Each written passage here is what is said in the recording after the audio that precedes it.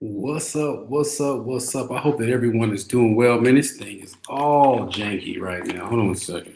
There we go. All right, there we go. Yo, what's going on? I hope everyone is doing well. It's your man, Tim Jackson, Real Solutions with Tim. I want to thank you all so much for joining me whenever you're watching this, whether it's tonight, tomorrow, or 2 years from now. Thank you so much for taking time out of your busy schedule. Listen, I know that if you're watching this live, man, your boy is well, I guess you can say I'm running a little late.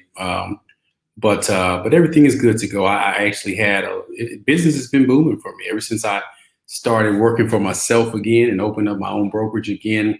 It's like the floodgates have opened up, and that's why I'm going to talk about this topic tonight, about everyone doesn't have a purpose, and you got to guard yourself from those who don't have purposes. So everyone, what's going on? Shout out to me if you're here. Tell me you're here. Tell me where you're watching from.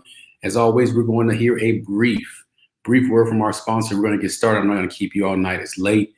I've had a long day. I'll tell you about it, but we're going to talk about that purpose and some ways to avoid having your purpose killed by people who don't have purpose. All right, let's get it in.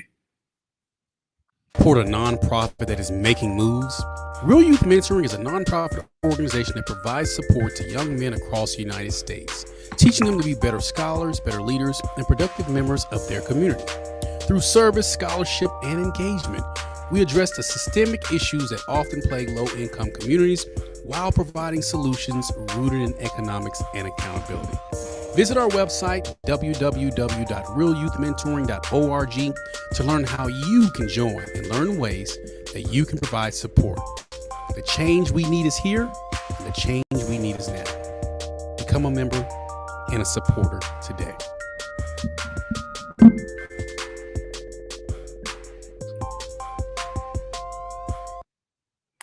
All right, all right. I hope that you guys are having a good night. You guys, for some reason, if my internet's running a little slow tonight, my apologies. It's probably a little janky. What's good, Brian? My man, everything is good. I hope everything is going well in California. Appreciate you for joining in. If you guys are here, say what's up. Let me know where you are, and let's get it going. But listen, you all, I have been up. Man, I've been getting up super, super early here lately. It's like the purpose is just on point, you guys. So I can't even lie. I've been super, super just on purpose. And that's what I want to talk to you all about tonight, because everyone doesn't have a purpose. And I'm going to make this short and sweet. I appreciate that my brother, he says me and Erica are fantastic. Erica is fantastic. She out there turning up right now in Mexico. So, happy birthday to you, Erica, if you watch this. But check this out, you guys. We're going to get it going. I want to talk to you all about everyone not having a purpose and how it can be so dangerous to share your purpose and share your vision with people who don't have a purpose or a vision of their own. Now, I got to be careful. We know we live in the PC culture. So, back when I was growing up, we used to say sticks and stones may break my bones, but words may never hurt. This new group of people, man, every word you say to come out your mouth, oh my gosh, that hurt. It's just so hurtful. So, certain analogies I got to just not use, but I'm going to do my best to tiptoe around. And if somebody tries to counsel me, I guess it is what it is. All right, first things first, do me a favor and visit www.realyouthmentoring.org to become a donor with Real Youth Mentoring. We're doing some dope things in the Dallas community as well as nationwide. People are actually joining us from Memphis right now. We got somebody from Memphis, and I don't want to announce it too soon, but I may have some people joining us from Atlanta, so I'm excited about that. Also, visit my website, www.realdopetim.com, where you can actually purchase my book, Real Dope, an in-depth comparison between real estate and the dope game. And, that book, 100% of the proceeds of it go to Real Youth Mentoring. So everything I do is on purpose. Whenever people say, man, you don't make any money off that book. And I tell them, no, I don't make a single dime off that book. But the Real Youth Mentoring organization benefits immensely. When I say immensely, it benefits immensely. I'm not going to tiptoe tonight, Brian. I promise. You know me. I say what I want to say. So I always tell people I can't be counseled, man, because I don't have no debt. So I don't owe nobody no money. So even if you took away a platform from me, I'm good. So anyway, all jokes aside, let's get down to the busy of the nest. If you all are watching, let me know where you're watching from. If you're watching on replay, say replay and tell me where you're watching from, and let's get it. The first point that I want to make to you guys today is very simple. The unmotivated can't motivate. I can't tell you how many times that I've had a conversation with people in the past, not recently, because I've become a lot wiser when it comes to having conversations with people about my visions and my goals. But I have conversations with people, and you know what? I tell them, hey, this is what I'm trying to do. This is what I'm trying to do. This is how I'm trying to do it. And they just kind of sit up and give me the side eye, or they look at me like, I don't know if that can be done, because so many people mentally are just they've been so beat up their entire lives, and society has just really, really, for lack of better words, kicked their ass, that they can't see the light at the end of the tunnel. And many times they think that light at the end of the tunnel is a train. So, what they think is that no matter what's going to happen, they're going to fail and make mistakes. So rather than even trying to even be successful, they don't even try at all. Shout out to everybody that's joining in. Say what's up, Tippy. Tell me where you're joining from. So they're not even going to be successful at all, and they don't even want to try, because their fear of failure overcomes what may come from the success. You guys know I just recently left.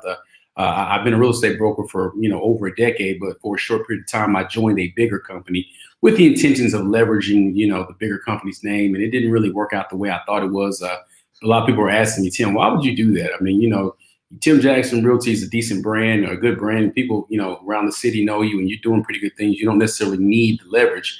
But I'm always going to look for an opportunity to grow my business. So, at the time, that's what I did. But I came back to Tim Jackson Realty. And since I announced, I've been so freaking busy. But I can't tell you how many people within that company, I would talk to, and they just couldn't conceive leaving that company because it was their identity. And I honestly didn't tell people what my plans or what my goals were, because I already knew that they were going to try to talk me out of it. Sometimes when you go to talk to people, especially people who aren't motivated, their first natural reaction is to talk you out of whatever you're doing, not because of any other reason, but because they feel like that they want to protect you. And I'll talk about that in just a moment, but they'll talk you out of it because they don't see much in themselves. So they're not going to see much in you. That's just a real statement. Or sometimes out of jealousy, people don't want to see you advance. They see the power in you. So to prevent you from shining or coming up across as someone that's outshining them, they'll tell you not to do something and give you every reason why it will fail. And all it takes a lot of times is for a person to plant that negative seed of doubt inside of your head, and it will prevent you from going on. And my next point is really simple. I want to protect you from yourself is the logic that a lot of people say or use whenever things aren't going their way, or they feel like that you're not going to be able to achieve something, or they don't want to see you achieve something. In their mind, they're telling you not to do it because deep down in their heart or in their minds, they don't believe that they can do it. So they're protecting you from yourself. You see this a lot with parents who don't have goals and don't have a purpose that's set. And you guys, we're going to have a real conversation tonight. This ain't me beating up on my parents. I'm just saying our parents kind of did things differently. My parents grew up in an era where, you graduated from high school, you either went to the military, got a job with the government, or you went to college and then came back and got a good paying job, maybe down at Sears and Roebuck, or down at the factory, or at the mill, or like I said, with the government. And you worked that job for 30 years and then you got a pension afterwards, right? Or 25, 30 years, you retired, you get your pension, you get your gold watch, you buy a house, you stay in that house forever.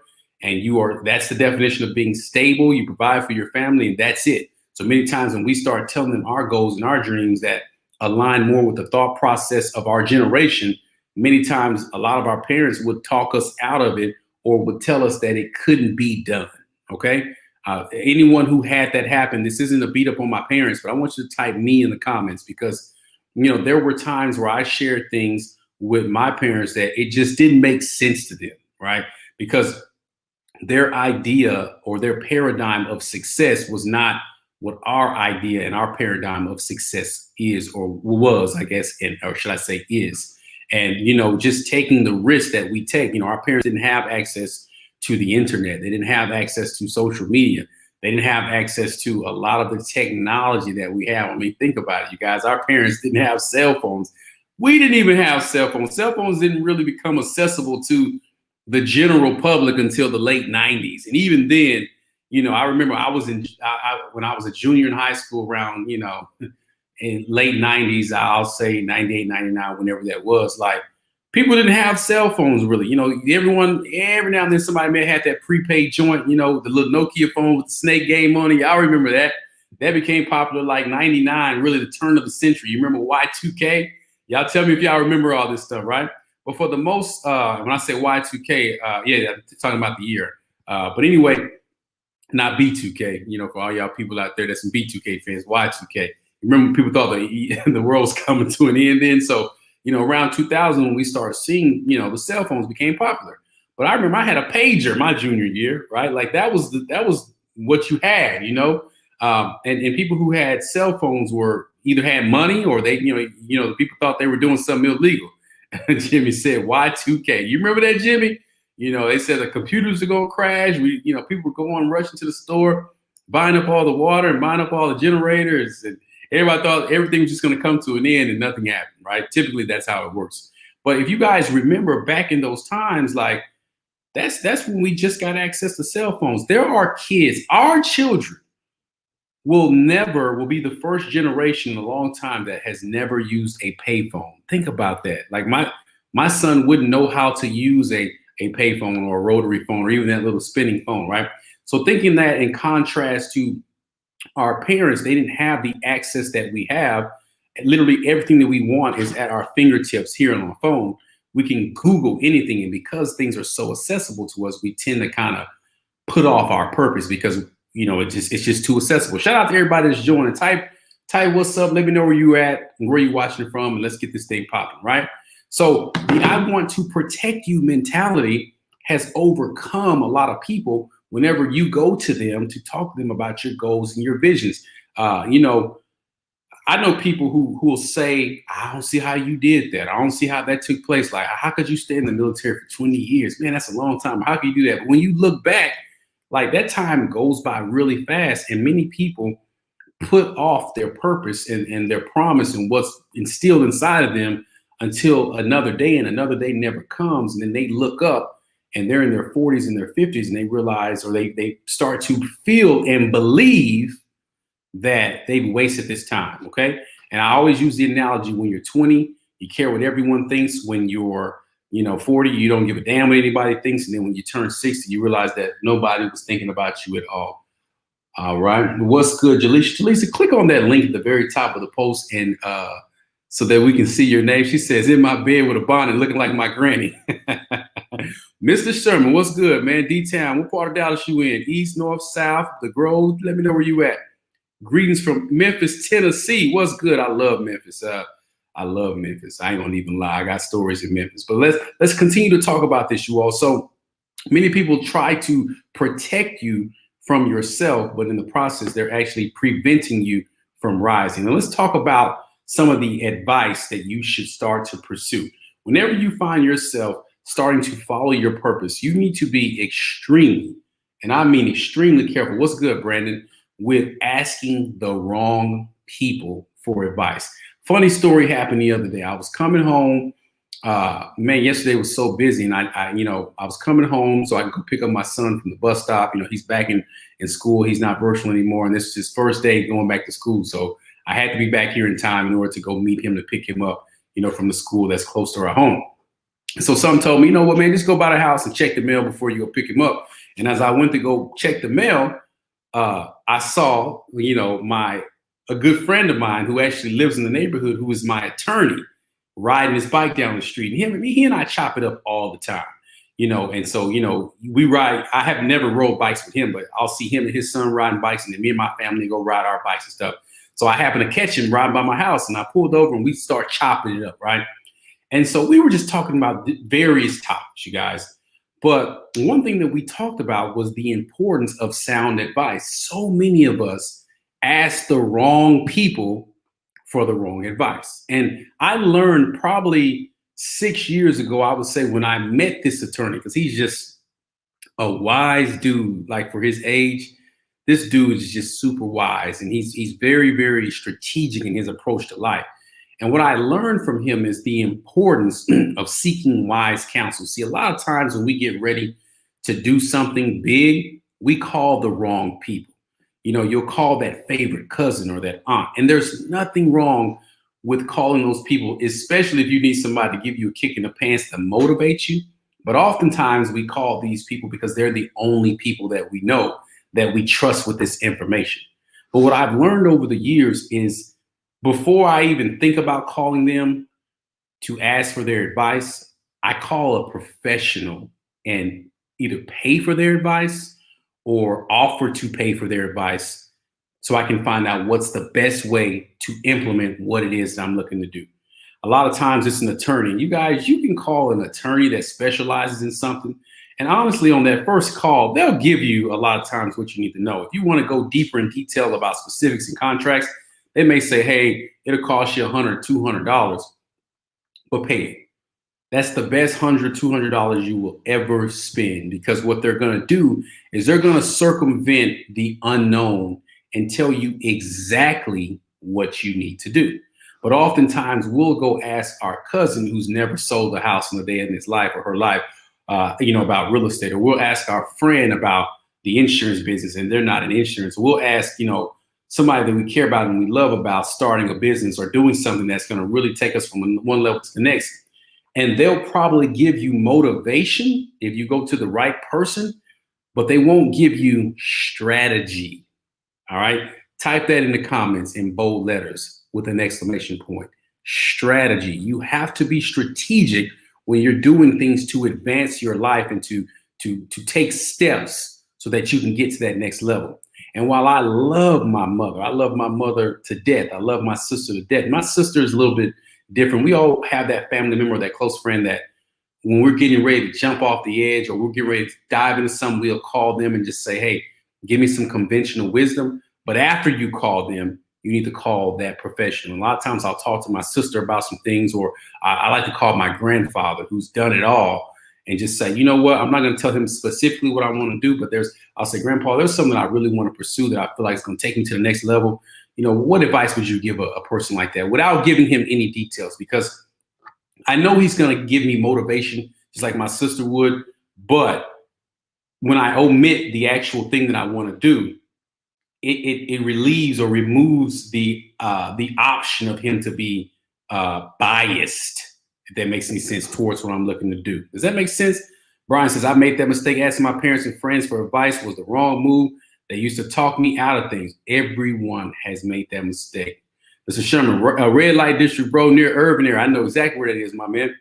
Strategy. What's good, Anthony? So Anthony, what's popping? Anthony, I saw a post that you made, and I want to touch on that before I move on. My brother Anthony, he started a new business, and he made a post or a comment the other day that he got his first bad review. And I thought to myself, you on your way. If you finally got your first bad review, that means you're doing something right. People, when you start getting that negative feedback, that means that you're getting ready to go to a different level. All your reviews are good. You need that balance. So keep doing what you're doing. I'm proud of you. Keep up the good work. All right. So back to what I'm saying. Paid advice pays off. And whenever I need to make a strategic move, I contact a person who has strategically done that thing. Okay. I'm not going to call my mom. It's like if you need your car fixed, you're not going to call the HVAC guy. If you need a tooth or crown put in your tooth or a bridge in your mouth, you're not going to go to your regular doctor. You're going to go to your dentist. Go to that specialist who specializes in what you're doing. Pay that consultation fee to that person who knows what they're doing. Go online and read their reviews. The reviews say a lot. My reviews, I think I have a 4.8 and a 4.9. I think I average about a 4.9 on all the websites. But there's some people in there that was hating on me. It's people in there that's had something to say negative about me. A lot of times it be people I know disguising themselves, believe it or not. That happens a lot in business. But go to a person who will give you the strategy to achieve. There's one thing that a lot of people do is they attempt to recreate the wheel when the answers are already there. And the time, effort, energy, and money that you spend on bumping your head and making mistakes, which is going to essentially make you less likely to succeed because you're going to want to give up, because naturally we don't like resistance. You can put that towards a consultation with someone who will give you the game. It's that simple. Last point I'm going to make tonight, guys, because it's late where I am. And this is something that I'm going to need you all to really, really, really pay attention to. Type pay attention into the comments, because it's about to get real. Okay. I make this analogy, and I don't even know how I came up with this analogy. But I make the analogy about trusting your gut and not your heart. Okay.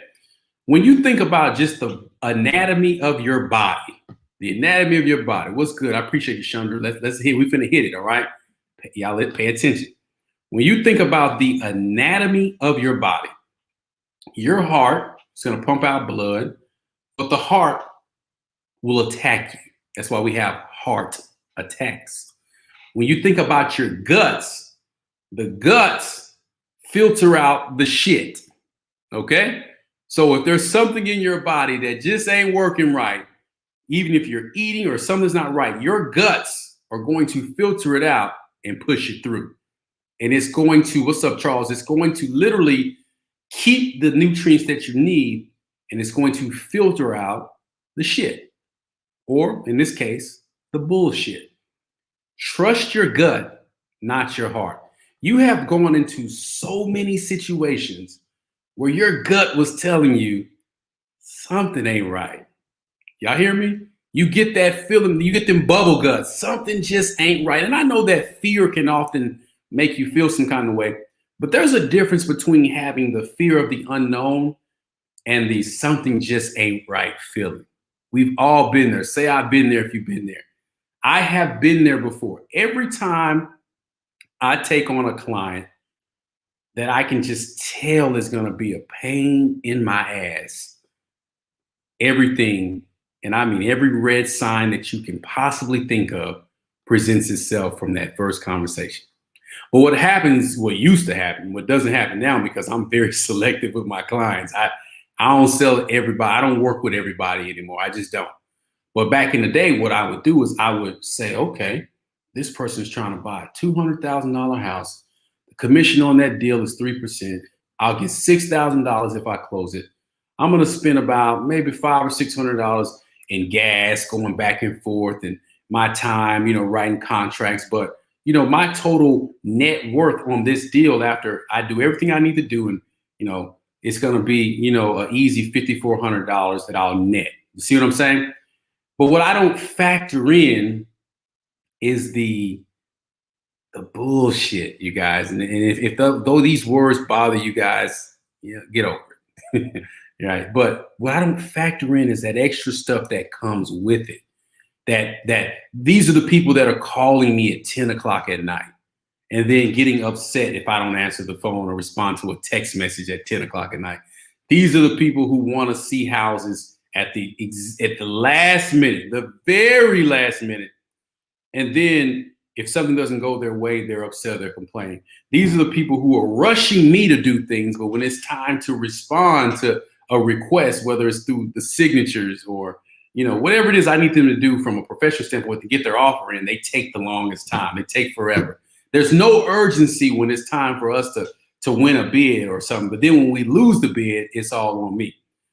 And these people, not all, but in my line of work, it seems to be like every 20 clients, I get one client like this. All right. And what I had to learn over time is that one, all of my clients aren't like that. But two, I don't have to do business with people like that. And your gut, Brian says, I've been there. I'm there right now, B. Summers. Listen, I ain't going to even expound on that because I I know the feeling. Whenever I'm going to do something I wasn't supposed to, butterflies immediately in my stomach. Always trust your gut. Always, always, always trust your gut, you guys. But what happens is if this is an entrepreneurship opportunity, you start counting that money. Shout out to everybody that's just joining. Let me know where you're joining in from. Say what's up. You start telling yourself, it's okay. This will work out for me because I'm Tim and I know how to handle a situation, or I'm Brian, or I'm Chandra. Like they're going to work with me, right? But they're not. These are people who are always going to complain about something. What up, Nikki? They're always going to complain. There's never going to be anything that you or anyone can do that's going to change their mind. They're looking for a reason to find fault in you. And once you start getting experience in your business, if it's a business that you're owning, or once you start getting confident in yourself, you'll be able to tell those people to kick rocks. Like believe it or not, since I turned on the Tim Jackson Realty machine last week, I've actually turned away 3 clients.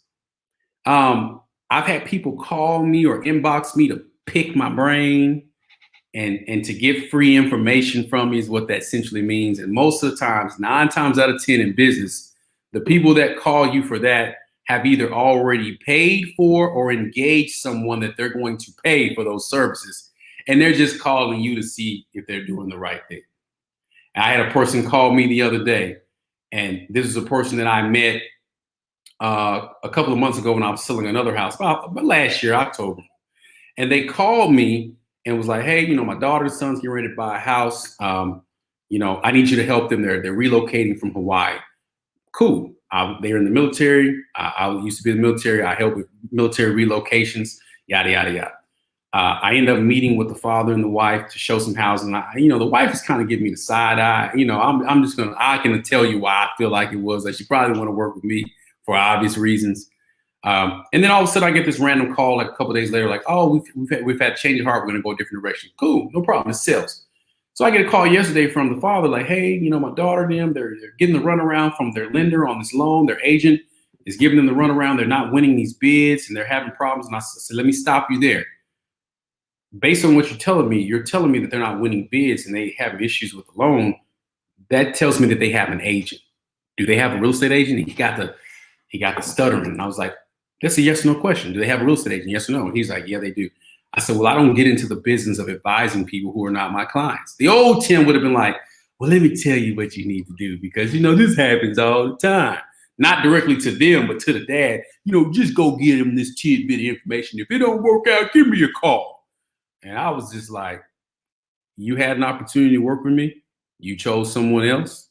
I wish you nothing but the best. If in the event that you fired that other agent and you want to come back and work with me, I will welcome you back with open arms. I'll send you a disclosure that states that we're going to be working exclusively with one another. It's called the Buyer's Representation Agreement. And as soon as you sign that, I can answer any question that you have. And guys, he got so quiet. You could just feel like he wasn't expecting that at all. Like, at all. And y'all, it felt so good. I called my wife as soon as I hang up the phone. I was like, baby, you won't believe what just happened. I just told this dude to kick rocks pretty much. Because one, I already know what it is. You've already showed me who you were. When I was doing all this research for you and showing you all these houses, you abruptly ended the relationship because you had a change of heart. Now you got an agent that don't know what they're doing and they can't win a bid. In my area, they're literally buying my zone. Like this is literally right by my office, right where I'm at. Like I know this place like the back of my hand, and I know most of the agents who have listings on the market because that's how we do. We communicate with each other. So I know I can win the bid. Don't call me now. When I can benefit you, the relationship is a mutual relationship, right? Nikki said, pick my brain for a price. My thing is, if you want to pick my brain, click that link, okay? It used to be really hard for me to say that. But I say it with ease now, hey, that's business, And so had someone reach out to me today, almost identical situation. Hey, I want to pick your brain. I'm like, and I sent the little, the little face with the little binocular glasses on it that's kind of looking up with the eyebrow up. I was like, about what? Oh, I'm having some issues with X, Y, and Z. I said, my response was, do you have a realtor? And they didn't answer. They kept going. And I put it again. Do you have a realtor? Well, yeah, I do have a realtor, but I don't have a loan officer. Fortunately, I can't have this conversation with you. I'm not, by Texas law, I can't advise you because you have a realtor. If you decide to terminate that relationship, specific words, by the way, if you decide to terminate that relationship with your realtor and you want to sign an agency relationship with me, I'll be more than welcome to help you. Until then, happy to help you. Until then, I can't help you. And the response was, oh, okay. Yeah, it felt good. It felt good to know my worth. I'm not going to say that last person, I don't think they would have been a bad client. But at the end of the day, I don't work for free. I really kind of work for free. Literally, we don't get paid until the day you sign. So there has to be a relationship of trust. But the point I'm making is I trusted my gut. I didn't have time to give people the benefit of the doubt. If I go to McDonald's right now and I pull out my check card and they swipe and it don't work, they're not going to give me the Happy Meal. Okay? They're going to say, well, sir, whenever you want to step over to the side and call your bank and figure it out, I'm going to help this person right here. And when you're ready, we can help you out. And then I could try to, well, come on, man, you know, I come here all the time. Yeah, unfortunately, sir, you know, I can't give you the free food, our company policy. And then this is at the burger joint. So why can't we trust our gut and apply this logic in our real lives? When people call you and they want you to sign and co-sign for cars and furniture and a bunch of stuff they can't afford and their credit won't allow them to get, trust your gut. They're not going to pay for it. It's going to be on your credit. That's going to be your car. Well, it ain't going to be your car. It's actually, you're going to be having it on your credit, but you're not going to have access to it. When you have a feeling in your relationship that something isn't going right, trust your gut and then do what you need to do to figure out what's going on. Don't follow your heart. You know, we tell each other we love each other all day long, but love is in action. Trust your heart. The heart attacks, the guts filter out the shit. All right. So put yourself in a position to where you're trusting and relying on that gut, because the gut is not emotional. The gut is going to tell you, hey, you know, I've been places literally where the hair on my arms stand up because I get a bad feeling. I get a bad vibe. And 9 times out of 10, if I stick around, something bad happens, right? Think about every mistake that you've ever made in life. And I'm going to wrap it up here. Every mistake that you have ever made in life typically was an emotional decision. Whether it was someone that you dated or married, whether it was a business deal that you went through, somebody sold you on this business deal and it felt real good. It felt real good at the time. And you could just, your heart was just pounding, right? Whether it was a job that you took that you just knew going into it, but you said, well, I can make this work, right? Moving to a different area or a certain apartment complex. I never forget, you know, one time I went into these apartments when I first got back to Dallas and I walked in and they were offering the deal of a lifetime. And I said, something about this don't feel right. And my homeboy moved into those apartments. And I ended up going across the street and moving to an apartment. And that dude had issues with that apartment complex for the entire 12 months he was there. Literally, when his lease was up, he came across the street with me. And I'll never forget, he was saying, man, these apartments, this back in the day, y'all, this is early 2000s. You know, those apartments were like $595 a month in Plano, you know, and that was expensive back then. And the apartments across the street that I moved into were like $630 a month. And I think they threw in a washer and dryer for him and everything. And on mine, they, you know, you had to pay an extra, you know, $30 a month. But I finessed a washer and dryer out of this lady. And man, I had a garage. He didn't have no garage. It was just so many things. And for $35, for $35 a month, he literally had 12 months of hell. And I was like, man, you sure you want to go over? He's like, man, this is a good deal. Something told me, man, get up and bounce. Like, it smelled like, you know, it just had, the office had a bad smell to it. So if the office where we were signing the lease at smelled like old bus seats and mop water, I could only imagine what the maintenance was like on the apartment.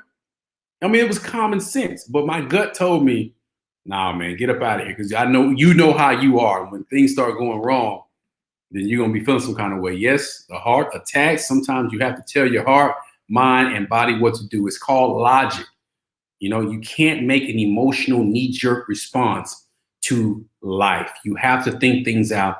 You have to pursue things from a strategic standpoint. Remember what I told y'all to type in there? Strategic. So let me recap this for you all. The unmotivated can't motivate, okay? Stop going to unmotivated people looking for motivation. A lot of people internally have died years ago. They are walking, talking shells of themselves. This is not an attack. This is a fact, you guys. We've all been there where we just feel like, in the Spike Lee movies, at some part of the Spike Lee movie, somebody gonna float by, right? We've all been in that situation where we just feel like we just floating by because we don't have purpose, right? And then when we start to get purpose, it's like we can see clearly, and then we don't even have a taste for some of the things that we allow. We don't even have a desire for some of the things that we've allowed. So the unmotivated cannot motivate. If you find yourself sitting around people that lack motivation, you will lack motivation. It's just that simple, you guys. This isn't rocket science. I want to protect you from yourself. These are the people who, when you tell them, Your goals, your visions, your dreams, and your purpose will find every single reason to talk you out of it. No, no, no. We don't want those people advising us. Okay. Don't let these people advise you on how to take your life to the next level. Paid advice pays off. Stop being so cheap, you guys. Like I've been doing this thing I've been doing these talks consistently for over a month now. I went the whole month of February every day. And then we're in middle of March and I've done them already 3 or 4 times, right? I still haven't pushed a real product on you guys. I haven't tried to sell you guys anything yet, right? So this isn't me telling y'all, paid advice pays off. Now here, take this course right here. I got courses for sale. In fact, my credit course, it's been $97 for 2 or 3 years. I'm raising it up to $297 on Sunday. So if you ain't got in, I just had 3 people hit me up today like, man, I just bought your course. I love it. And I said, you got it just in time because then price is about to go up, right? But back to what I'm talking about, paid advice pays off. Stop being cheap and getting on Google and getting on YouTube and find a subject matter expert who can give you what you need so you can circumvent the process. We'll pay, in some case, tens of thousands and over $100,000 to go to a university to teach us a certain craft. Why won't you pay $100 or $200 or even $500 to learn how to implement a process that actually works? Paid advice pays off. Last but not least, trust your gut, not your heart. You all, the heart attacks, the gut filters. Okay. If you walk into a situation where you feel some kind of way walking into it and you just don't get a good vibe, get out. Okay. Leave. Do not stick around. There's times where I have literally walked into restaurants and I just didn't feel right. I turn around and leave. I can't explain it, but I just turn around and leave. I've walked into get-togethers and gatherings. I never forget one time I went to a get-together and, you know, I like to think that, I ain't gonna say I like to think, man, I'm from an area that's just, you know, it's not the most pleasant place to be, you know, pun intended, right? I'm from Pleasant Grove and I love the Grove, but there's certain parts of the Grove that, you know, it's kind of sketchy. So I've been to all of them, right? But I went to a party on a different side of town one time. And I'll never forget, like literally pulling up in the parking lot, and it was a house party. Just pulling up into the parking lot, the hair on my arm starts standing up. I was like, something ain't right. It's just not a good vibe. And we ended up walking in, and you know, sure enough, man, it was it was a party that one of my homegirls was throwing, but it was nothing but a bunch of dudes in there. You know, we was in our early 20s, and y'all know what it is. You know, dudes ain't trying to. You go to a party where if it's 6 women and 20 dudes, like. And everybody, you know, mean mugging an ice grill and looking at you like you're crazy. It's just like, I already know what time it is, man. Somebody gonna get the fighting. Somebody gonna probably get the shooting eventually. I'm finna get up out of there, y'all. And as I weighed my rounds and spoke to the people I knew, I was like, man, I'm about to bounce, man. It was good seeing y'all. And I kid you not, when I left, man, a fight broke out in this person's house. And then people started, you know, essentially people that didn't know this person ran up, you know, were there and they start snatching stuff and running out, right? Can't have everybody in your space. But I knew when I showed up, something just wasn't right. And I trusted my gut. Stepped in, looked in, was like, I'm good. Because at the end of the day, I know what people in my city are about. People in my city ain't got nothing to lose. So when you feel that gut-wrenching feeling, go with your gut. Whether it's in business, whether it's in your personal life, your relationships, in school, something that has to deal with your children, making decisions for your family. Some of us have parents that are in their 60s and their 70s, and we have to make decisions for them now. We have to decide if if they're going to be living with us or if we have to put them in a nursing home. It's a bunch of crazy stuff we have to go with. When you start having to make those decisions, remove your heart from that conversation and trust your gut. Y'all, that's all I got for you. It's getting late. I want to thank you all for joining. Go back and watch this. If you're watching on replay, say replay. I look forward to seeing you guys on Sunday. I'll talk to you soon.